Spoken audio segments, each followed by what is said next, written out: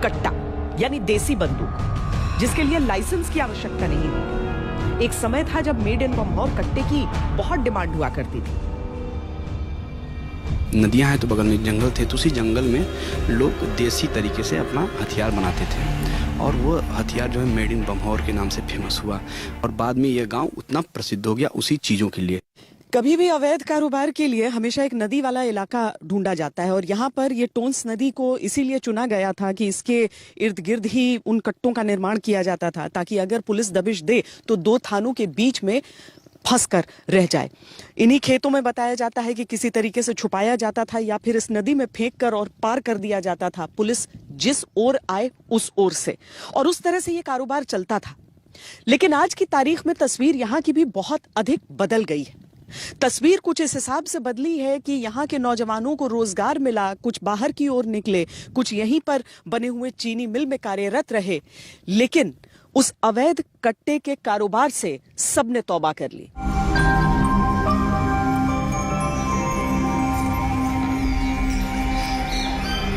आजमगढ़ में विकास खंड सठियाओं की ग्राम पंचायत बम्हौर।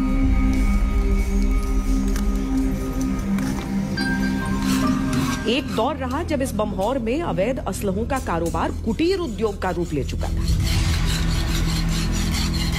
लोगों ने पैसा कमाने के लिए कट्टा कारोबार को अपना लिया था। अपराधियों से लेकर शौकिया लोगों के लिए ये गांव हथियार फैक्ट्री बन गए। अब से 25 साल पहले बम्हौर से ही निकले तमंचे ने पूरे देश को चौंका दिया था।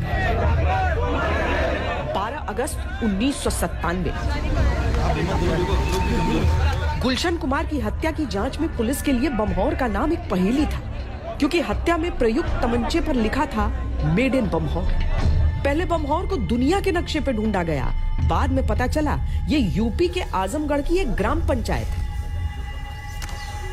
मेड इन बम्हौर का नाम तब आया जब गुलशन कुमार जी की हत्या हुई और 1997 का ये दशक रहा, जब हम लोग बहुत छोटे थे। तो 1997 में जब मेड इन बम्हौर रहा, फिर उनको मेड इन बम्हौर को ढूंढा गया कि पूरी दुनिया में क्या कोई देश है।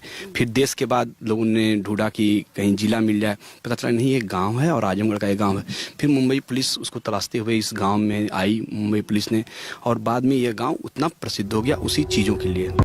प्राचीन इतिहास चाहे जितना भी समृद्ध रहा हो, लेकिन वर्तमान में एक कलंक से बोझिल जरूर रहा।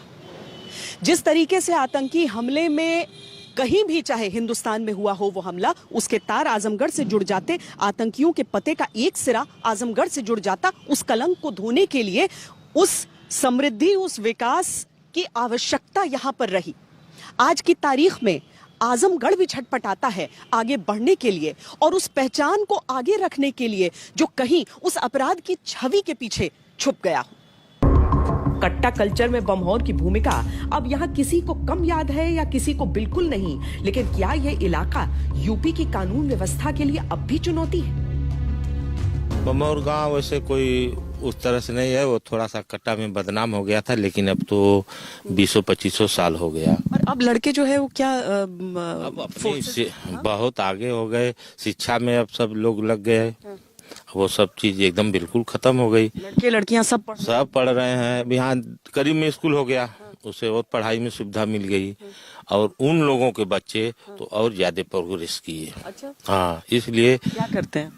अरे भाई, पुलिस में हो गए, पीएससी में है, बीटेक करके इंजीनियर है, नहीं कहीं दुकान दौरी खोल लिए हैं, टाली वगैरह बनाने की या जूता चप्पल की दुकान, मतलब वो सब अपना एकदम सिस्टम बदल दिए। गांव का जैसे हुलिया बदल गया है अब। बम्हौर गांव के जो मौजूदा प्रधान हैं, उनके अपने भाई की हत्या की जा चुकी है। किस साल की बात है? लगभग 2009 में हुई। दिन दहाड़े हो गई थी हत्या। दिन जी। तो कुछ ऐसी चीजें होती हैं, कुछ ऐसे दर्द होते हैं जो समय समय तक चलते रहते हैं। तो एक तरफ आप क्षेत्र का इतिहास देख रहे हैं और उसने जख्म